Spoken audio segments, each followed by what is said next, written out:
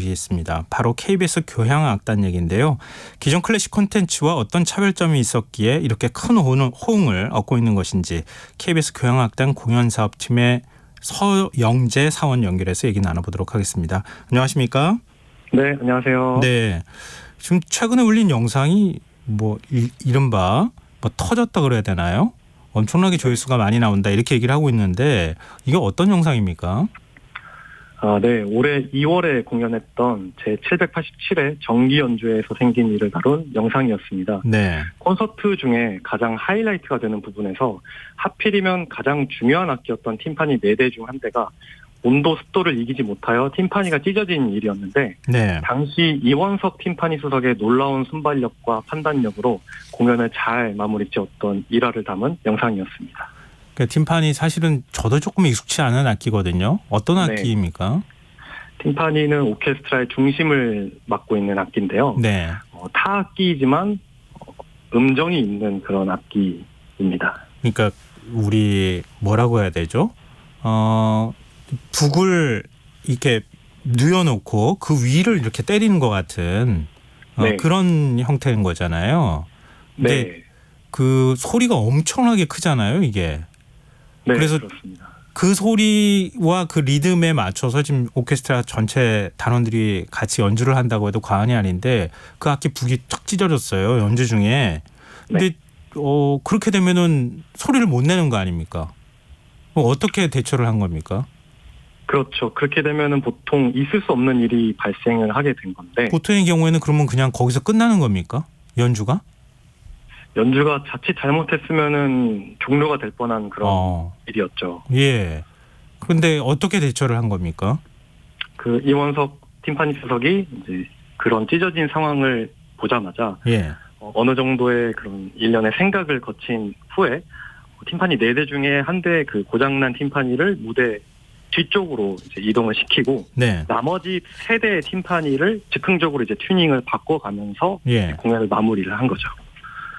이 공연 중에 이 팀파니를 막 이렇게 옮기고 그리고 네. 그거를 일종의 조율이라고 해야 되나요? 소리를 맞추고 그리고 난 다음에 다시 연주를 시작했다는 거예요. 네, 굉장히 맞습니다. 이례적인 거죠, 이런 일은. 정말 낮은 확률이죠. 제가 이원석 수석과 따로 얘기를 나눴을 때는 네. 팀파니스트들이 연습 일정 중에는 그런 일들이 가끔 일어날 수 있다고는 하는데 네.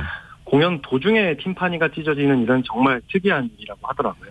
그러니까 그런 보기 드문 장면이라고도 볼 수 있고 또 그 위기를 굉장히 지혜롭게 극복하는 그런 단원의 모습을 보면서 클래식 애호가들이 굉장히 폭발적인 반응을 보이고 있다. 이제 이렇게 정리할 수 있을 것 같은데요.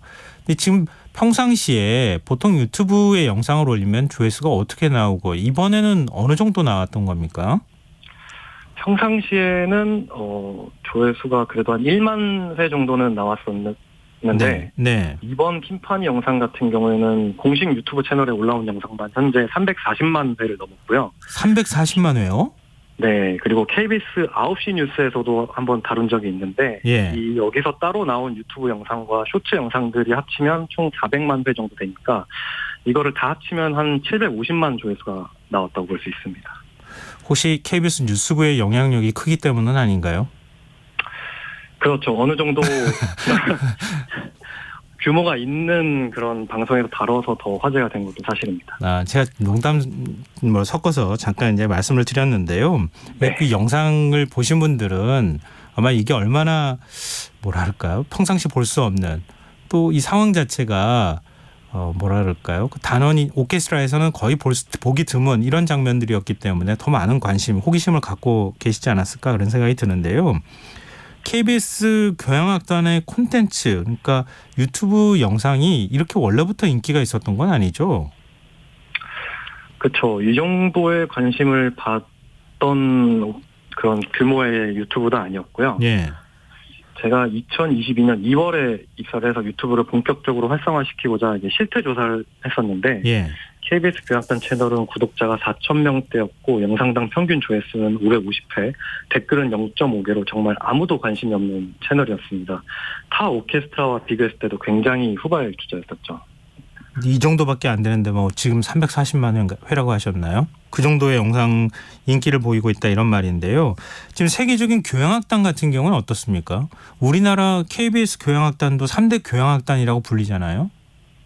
네, 맞습니다. 보통 그런 국제적인 명성을 가진 베를린 필하모닉 같은 오케스트라 단체는 예. 보통 클래식 매니아층을 위한 콘텐츠가 주를 이룹니다. 그래서 네. 보통 공연 실황 영상 콘텐츠가 대부분을 차지를 하죠. 네. 또 전 세계적으로도 클래식 매니아층의 인구는 다른 음악 장르에 비해 상당히 작은 규모입니다. 저는 이 인구수 자체를 좀 늘리고 싶은 마음도 있었고 네. 그렇기 위해서는 클래식의 본질을 해치지 않으면서 진입 장벽을 낮출 수 있는 콘텐츠가 반드시 필요하다고 생각했습니다. 세계적인 교향악단도 뭐 연주하는 영상을 올린다 하더라도 그렇게 조회수가 많이 나오는 건 아닌 거네요. 네, 맞습니다. 근데 지금 서영재 사원이 입사하셔서 이거 좀 뭔가 바꿔야 되지 않겠느냐 이렇게 생각하셨단 말씀이시잖아요.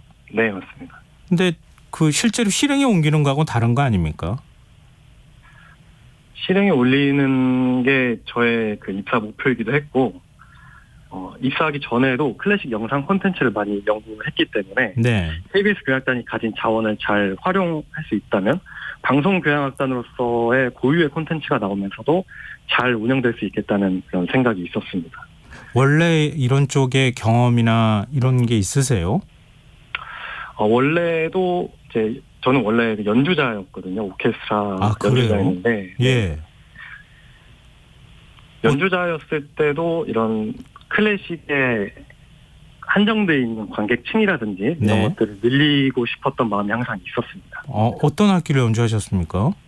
저는 그 트럼펫이라는 악기를 금관악기 전공했었습니다.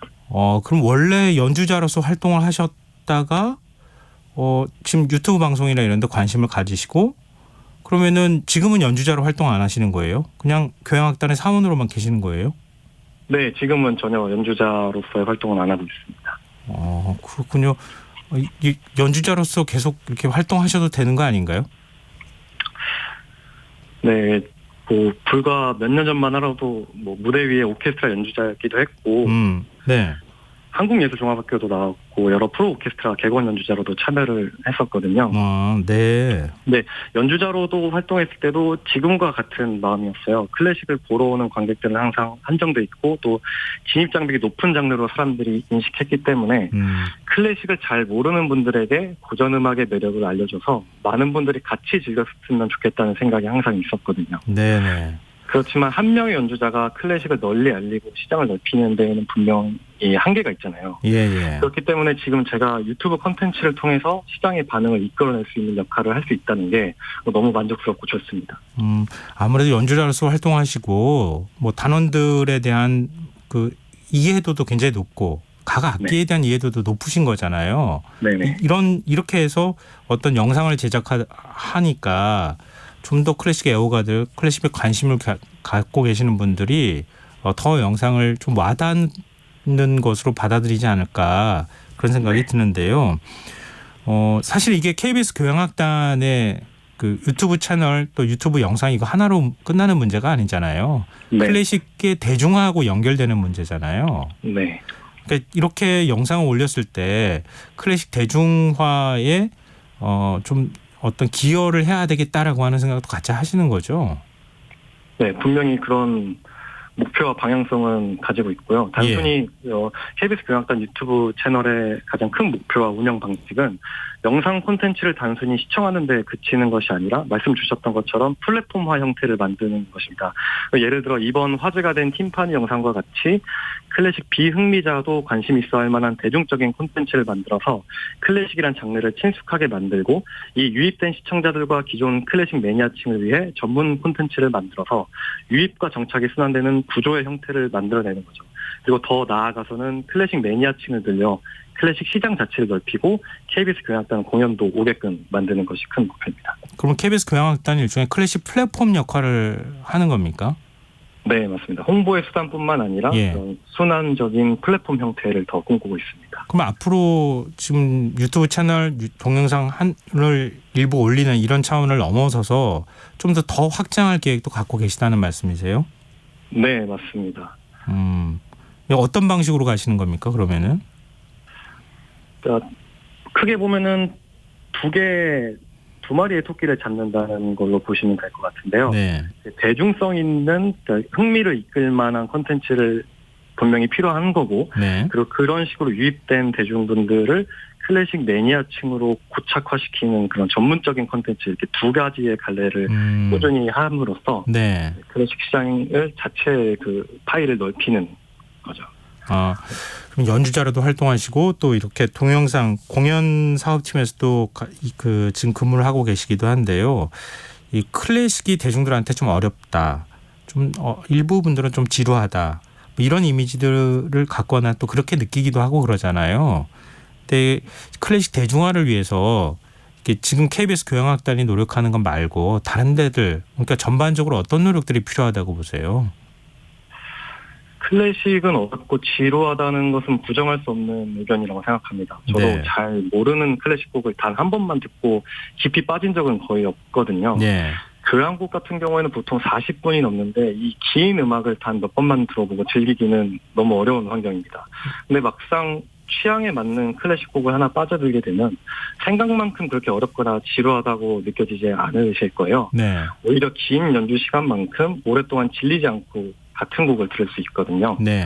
그래서 제가 클래식이라는 장르가 왜 아직까지 사랑받고 존재하는지에 대해서 얘기할 때 그 음식을 예시로 좀 설명을 하거든요.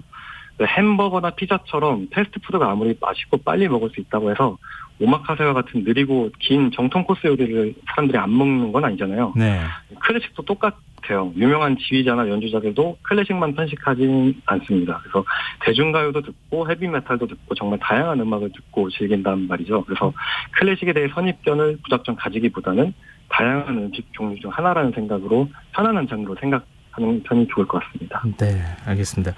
저 끝으로 이 질문 하나만 좀 드릴게요. 이번 기회에 KBS 교향악단 뭐 자랑해 주셔도 되고요. KBS 교향악단이 어떤 공연을 예정하고 있거나 이런 부분이 있으면 말씀을 좀 해주셨으면 좋겠어요. 많은 분들이 관심을 가지실 것 같거든요. 네, 클래식에 관심이 어느 정도 생기셨다면은 네. 자기가 어떤 클래식 곡을 주로 좋아하는지 취향을 먼저 파악하는 게 좋을 것 같아요. 네. 클래식 장르 안에서도 시대별로 느낌이 또 다르고 작곡가별로 느낌이 또 다르거든요. 예. 그래서 KBS 교향악단 디지털 K홀이라고 저희가 했던 공연들을 볼 수 있는 어플리케이션이 있습니다. 이곳에서 시대별, 작곡가별로 또 잘 정리가 되어 있으니 취향을 파악하는 데 큰 도움이 될 것이고요. 네. 그리고 본인의 클래식 취향을 파악하셨다면 KBS 교향악단 공연을 직접 보러 오시는 것도 추천드립니다. 저희는 보통 1년에 100회 이상 공연을 하는 단체인데. 알겠습니다. 네. 네, 앞으로 KBS 교향악단에 더 많은 분들이 관심을 가질 수 있는 계기가 됐으면 좋겠습니다. 지금까지 KBS 교향악단 공연사업팀 서영재 사원이었습니다. 고맙습니다. 네, 감사합니다. 김성환의 시사 1부 순서는 여기서 마무리하겠습니다. 전 11시 정각 2부에 다시 오겠습니다.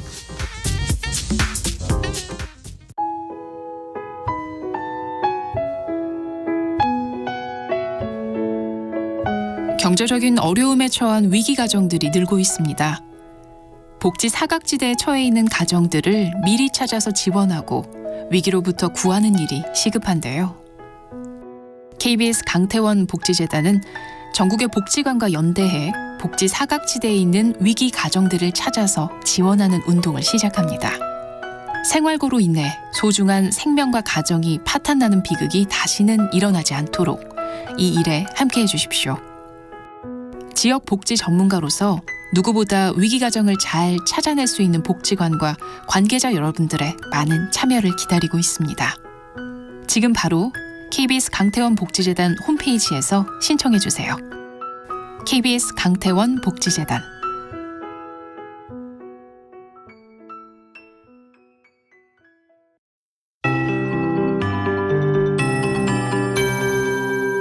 KBS 58분 날씨.